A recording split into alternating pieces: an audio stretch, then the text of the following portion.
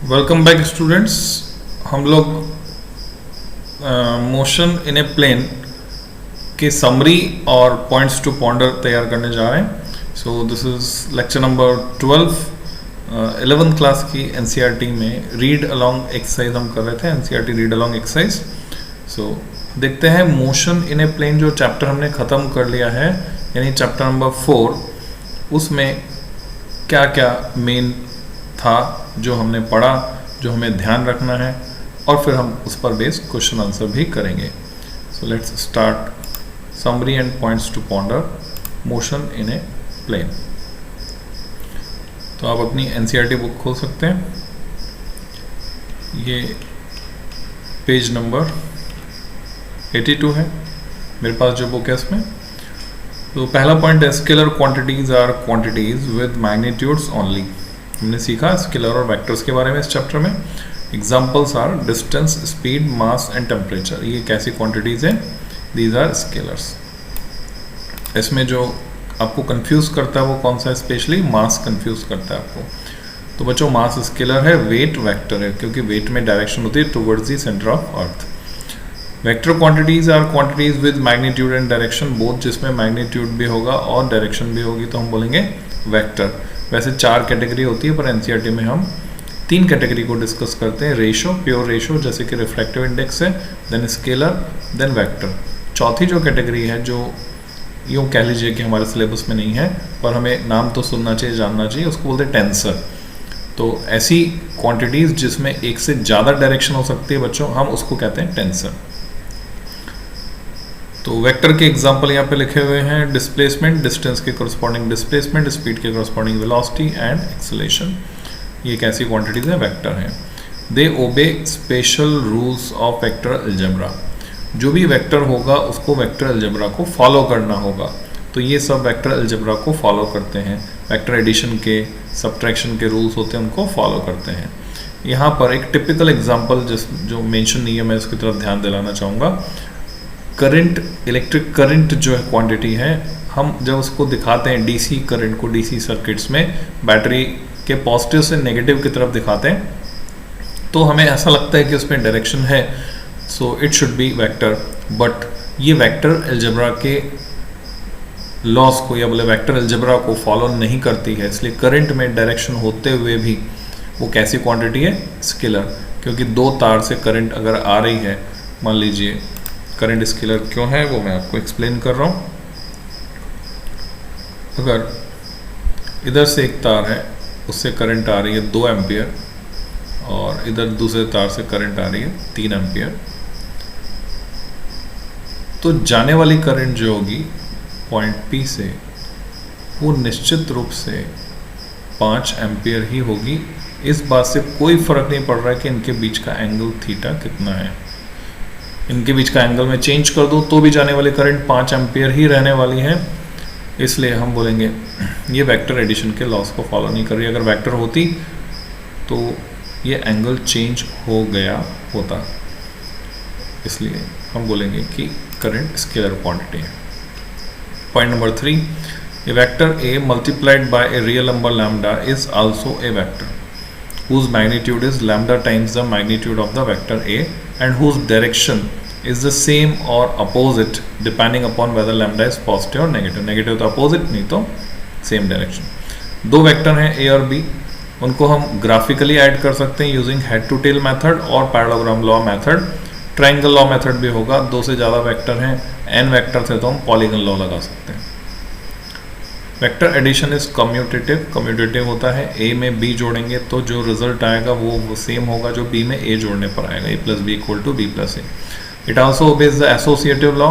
a plus B plus C कर लीजिए, वो बराबर होगा a plus B plus C. यानी b प्लस सी को पहले जोड़ दिया, बाद में a को जोड़ें तो वो बराबर होगा किसके? a और b को पहले जोड़ दिया और c को बाद में जोड़ें, उसके एसोसिएटिव लॉ होगा। ए नल और zero vector is a vector with zero magnitude. Since the magnitude is 0, we don't have to specify its direction.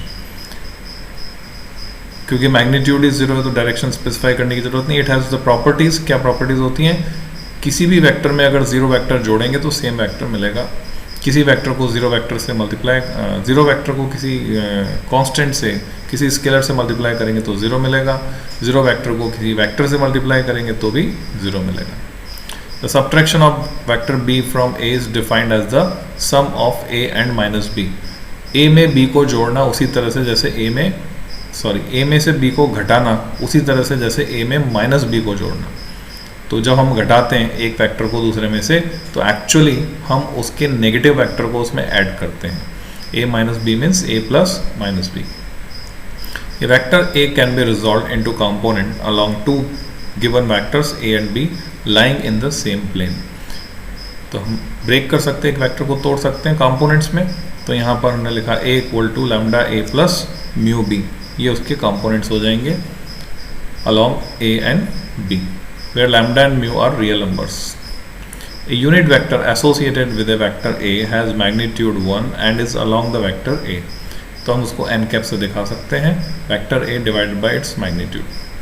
The unit vectors I cap, j cap and k cap are vectors of unit magnitude and point in the direction of x, y and z axis। बच्चों ये standard है, एक convention है जो हम follow करते हैं respectively in a right handed coordinate system.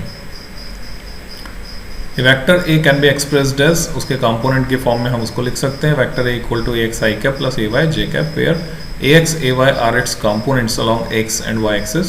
if vector a makes an angle theta with the x axis तो हम लिखेंगे ax जो है उसका x कंपोनेंट हो जाएगा a cos theta, y component हो जाएगा a sin थीटा। और इसका मैग्नीट्यूड अगर निकालते हैं तो under root of ax square plus ay square के बराबर आएगा, क्योंकि ax और ay के बीच एंगल 90 डिग्री है। tan थीटा अगर निकालेंगे यहाँ पे तो हमें वो मिलेगा ay अपॉन ax। तो ये डिटेल हमें क्लियर होनी चाहिए। ये सारे फॉर्मूले हमारे काम के हैं। Vectors can be conveniently added using analytical method. If sum of two vectors a and b that lie in x y plane is r, वो सम जो है r है, देन r को हम क्या लिखेंगे rx i plus ry j cap, जहाँ पर rx जो है वो हो जाएगा ax प्लस bx और ry हो जाएगा ay plus by। Respective components add होंगे, जिनकी डायरेक्शन सेम होगी वही ऐड होंगे, ऑब्वियस है। The position vector of an object in xy plane is given by r से हम दिखाते हैं पोजीशन वेक्टर को in general xi cap plus yj cap and the displacement from position r to position r dash is given by delta r से इसको दिखाते हैं हम r डैश माइनस r। तो वो हो जाएगा रिस्पेक्टिवली उसके x और y कंपोनेंट लेंगे तो x dash minus x i cap plus y dash minus y j cap, और x डैश माइनस x को हम लिखेंगे डेल्टा x और y डैश माइनस y को लिखेंगे delta y। Point number 13, if an object undergoes A displacement delta r in time delta t, तो इसकी जो एवरेज वेलोसिटी होती है उसको हम लिखते हैं delta r bye delta t। Velocity of an object at time t is the limiting value of the average velocity, जिसको हम इंस्टेंटेनियस वेलोसिटी बोलते हैं।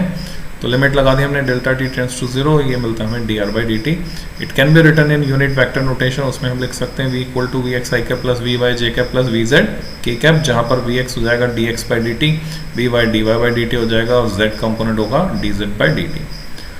When position of an object is plotted on a coordinate system, v is always tangent to the curve representing the path of the object। तो ये basic details जो हमें समझनी है। If the velocity of an object changes from v to v dash in time delta t, then its average acceleration वो जो है वो कितना हो जाएगा, a बार से हम उसको दिखाते हैं v minus v dash upon delta t, delta v by delta t के बराबर हो जाएगा। और यहीं से किसी इंस्टेंट t पर हमको एक्सेलेरेशन निकालना है, जैसे हम बोलेंगे इंस्टेंटेनियस एक्सेलेरेशन, तो हो जाएगा limit delta t tends to 0 delta v by delta t, उसको हम dv बाय dt से दिखाएंगे।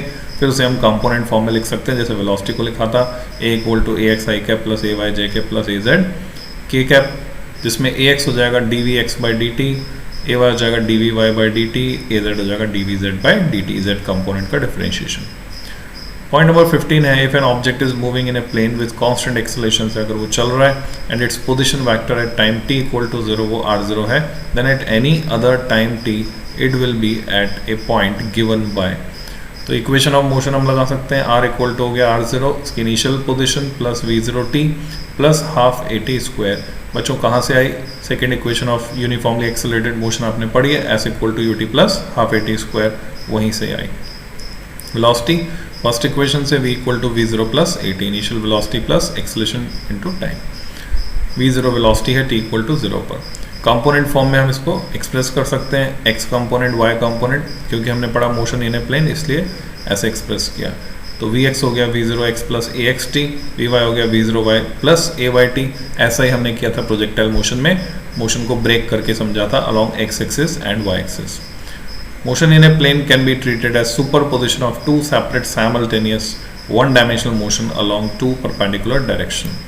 ये important concept है जो हमने use किया और आगे questions में भी हम इसको इस्तेमाल करेंगे। Point number 16, an object that is in flight, उड़ रहा है, हवा में है, after being projected is called projectile, उसको हम बोलेंगे projectile। If an object is projected with initial velocity v0 जो कि angle theta 0 बना रहा है x axis से, and if we assume its initial position to coincide with the origin of the coordinate system, then the position and velocity of projectile at time t are given by, वो हम निकाल सकते हैं। Position हो गई v0 cos theta 0 into t, x position y direction में, non uniform motion था इसलिए v0 sin theta 0 into t minus half G T square. X direction की वेलोसिटी यूनिफॉर्म मोशन पूरे टाइम कांस्टेंट रहती है v0 cos theta 0, y direction की velocity uniformly accelerated motion की equation से v0 sin theta 0 minus G T. ये सारे फॉर्मूले हम क्वेश्चन सॉल्व करने के लिए काम में लेते हैं। प्रोजेक्टाइल के पाथ की इक्वेशन अगर हम बात करें, पैराबोलिक पाथ होगा और ट्रेजेक्ट्री की जो इक्वेशन होगी बच्चों होगी y equal to x tan theta 0 minus g x square upon 2 v0 square cos square theta 0, ऐसा हम कह सकते हैं। और आप चाहे तो सिंपल फॉर्मेट में इसको याद रख सकते हैं, ये सबस्क्रिप्ट सब हटा सकते हैं, x tan theta minus g x square upon v zero की जगह हम इनिशियल वेलोसिटी u दिखा सकते हैं 2u square cos square theta, ये ब्रैकेट ओपन किया तो the maximum height that A projectile attains, इस सारे फॉर्मूले आ जाएंगे प्रोजेक्टाइल के जो हमारे काम के हैं। v0 साइन, ये मिस प्रिंट है बच्चों यहाँ पे, ये q0 की जगह थीटा 0 है, थीटा 0 का स्क्वायर अपॉन 2g, ये हमने डिराइव किया था। The time taken to reach this height is, वो था टोटल टाइम ऑफ फ्लाइट का आधा, तो v0 sin theta 0 upon g, जबकि टोटल टाइम ऑफ फ्लाइट था इसका दुगना 2v0 sin theta 0 upon g। Horizontal distance travel by projectile from its initial position to the position it passes y equal to 0, वापस उसी plane में आता है during its fall, is called the range r of the projectile. और range r को हम कैसे दिखाते हैं, अगर मैं अपनी भाषा में बोलूँ तो u square sine 2 theta upon g, और नहीं तो फिर सबके आगे 0 0 लगा दो, v0 square sine 2 theta 0 upon g। Point number 17, when an object follows a circular path at constant speed, हम आ गए सर्कुलर मोशन में जो कि हमने एंड में पढ़ा इस चैप्टर के। तो यूनिफॉर्म सर्कुलर मोशन की बात करें constant speed, the motion of the object is called uniform circular motion. The magnitude of its acceleration हमने निकाला था, सेंटीपिटल एक्सेलेरेशन होता है ac equal to v square by r। The direction of ac is always towards the centre of the circle, radius की direction में होती है, radius vector की डायरेक्शन में जो लगातार बदलती रहती है। The acceleration the angular speed omega is the rate of change of angular distance, जिसको हम वेलोसिटी के साथ लिंक कर सकते हैं, v equal to omega r. इस पे बेस्ड फॉर्मूले पर बेस्ड कई तरह के क्वेश्चन बनते हैं। The acceleration ac is omega square r. अब ओमेगा होता है 2 पाई बाई टी, तो हम उसको कन्वर्ट कर सकते हैं, अगर कैपिटल टी टाइम पीरियड है रिवोल्यूशन का, और न्यू जो है, ये ध्यान से देखिए न्यू है सिंबल, वो उसकी फ्रिक्वेंसी है। तो मैं आपको क्लियर कर दूं, आपको सिंबल बनाने में विशेष ध्यान रखना है बच्चों। जो v बनाएंगे हम वेलोसिटी का v, वो हमेशा ऐसा वाला बनाएंगे, छोटा v। फ्रीक्वेंसी का न्यू जो हम बनाएंगे बच्चों, वो ऐसा बनाएंगे, दिस इज न्यू फ्रीक्वेंसी, जो किसके बराबर होता है, रेसिप्रोकल ऑफ टाइम पीरियड होता है। ओमेगा जो एंगुलर वेलोसिटी है, गोल मटोल w, ऐसा बनाएंगे हम ओमेगा, और ये होता है बच्चों 2 पाई अपॉन कैपिटल T, जिसको मैं क्या लिख सकता हूँ, मैं लिख सकता हूँ क्योंकि 1/t न्यू के बराबर है, मैं इसको 2 पाई न्यू लिख सकता हूँ। और इसी वजह से फॉर्मूले के अलग अलग फॉर्मेट हमको यहाँ पर मिल जाते हैं। तो हमारे पास है omega 2 pi nu, v equal to 2 pi nu r, और एक्सेलेरेशन हो गया 4 pi square nu square r। वो आप सब रखकर ये सारे फॉर्मेट निकाल सकते हैं। फिर जैसे जैसे हम आगे की फिजिकल क्वांटिटीज़ पढ़ते जाते हैं, हम उसकी डायमेंशन और यूनिट की बात करते हैं, रिमार्क भी करते हैं वेक्टर है या स्केलर है क्या है। तो पोजीशन वेक्टर की बात करें, सिंबल r से दिखाते हैं, डायमेंशन l है, यूनिट है मीटर, और vector it may be denoted by any other symbol as well. Displacement को डेल्टा r से दिखाएंगे, डायमेंशन l हो गई, यूनिट मीटर है, ये भी वेक्टर है। वेलोसिटी को एवरेज वेलोसिटी है तो v बार से दिखाएंगे, इंस्टेंटेनियस तो v से दिखाएंगे। बच्चों यहाँ पर जो एनसीईआरटी में नोटेशन है, क्योंकि वेक्टर के लिए ऊपर एरो नहीं लगाया है, हम तो जब भी दिखाएंगे एरो लगा के दिखाएंगे, तो इन्होंने बोल्ड लेटर्स यूज़ किए। वेलोसिटी की dimension distance upon time L T minus one हो गई, यूनिट हो गई metre per second. Delta R by delta T से दिखा सकते हैं और D R by d t से इसको दिखा सकते हैं अगर वो इंस्टेंटेनियस है। एवरेज है तो delta R by delta T यानी चेंज है, और ये इन्फाइनाइटली स्मॉल चेंज हो जाता है तो डी नोटेशन में चले जाते हैं। Acceleration similarly average acceleration A bar से दिखाएंगे L T minus two metre per second square, delta v by delta t vector quantity, और इंस्टेंटेनियस है तो d v by d t से दिखाएंगे। सिमेट्री है पूरी। प्रोजेक्टाइल मोशन में time of maximum height attain वो हम टी सबस्क्रिप्ट एम से दिखा सकते हैं, कैपिटल टी इसकी डायमेंशन हो गई, सेकंड यूनिट हो गई, we zero sine theta 0/g हो गया। मैक्सिमम हाइट को एच एम से दिखा सकते हैं, एच मैक्स से भी दिखा सकते हैं, इसकी डायमेंशन एल हो गई, यूनिट मीटर हो गई, वी जीरो साइन थीटा 0 का होल स्क्वायर अपॉन 2g इसका फॉर्मूला हो गया। हॉरिजॉन्टल रेंज को कैपिटल आर से हम दिखाएंगे, यूनिट जो है मीटर है और डायमेंशन लेंथ की dimension L, we zero square sine 2 theta 0/g ये फॉर्मूला हो गया। सर्कुलर मोशन में आए तो ओमेगा एंगुलर क्वांटिटी हमने पढ़ी, टी माइनस से दिखाएंगे टी इनवर्स से।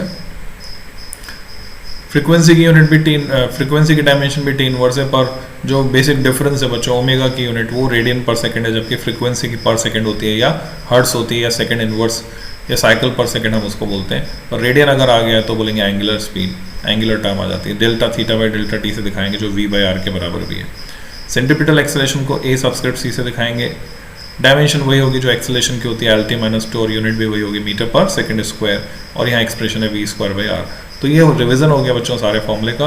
अब पॉइंट्स टू बाउंड्री की बात कर लें, इसमें कभी कभी छोटी और कुछ फाइन डिटेल्स छुपी हुई होती हैं तो ढूंढ निकालेंगे, क्योंकि हम एनसीईआरटी को खो दे रहे हैं पूरा, तो अच्छे से इसका पोस्टमार्टम कर देंगे। The path length traverse by an object between two objects is in general not the same as the magnitude of displacement. ये हमने पढ़ा सीखा, क्योंकि पाथ लेंथ तो क्या है, डिस्टेंस है, डिस्प्लेसमेंट डिस्टेंस के बराबर या उससे छोटा हो सकता है, उससे बड़ा नहीं हो सकता। The displacement depends only on the end points, the path length as the name implies depends on the actual path. The two quantities are equal only if the object does not change its direction during the course of motion। तो कहीं पर भी वो object एक तरफ जाता जाता रुका, फिर उसने डायरेक्शन चेंज कर ली, तो फिर इनमें डिफरेंस आ जाएगा।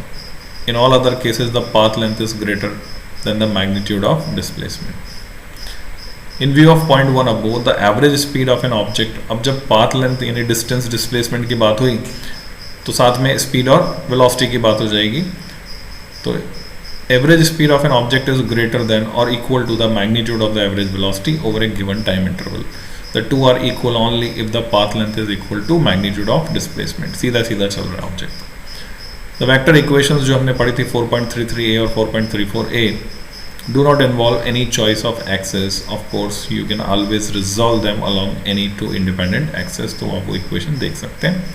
The kinematic equations for uniform acceleration do not apply to the case of uniform circular motion, since in this case the magnitude of acceleration is constant but its direction is changing।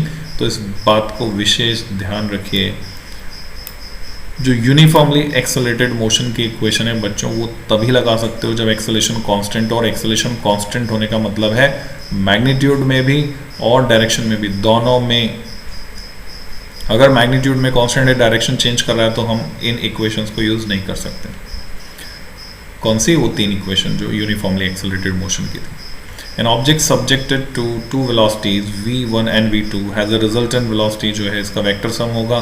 Take care to distinguish it from velocity of object 1 relative to velocity of object 2। वो difference होता है, ये resultant है, ये difference है। v12 मतलब velocity of object 1 with respect to v1 minus v2 होता है। Here v1 and v2 are velocities with reference to some common reference frame, ये समझना है। तो ये पॉइंट भी आप हाईलाइट कर सकते हैं, दोनों में डिफरेंस क्लियर हो जाना चाहिए। एक v1 प्लस v2 के बराबर है, दूसरा v1 माइनस v2 के बराबर है जब हम रिलेटिव वेलोसिटी ले रहे हैं।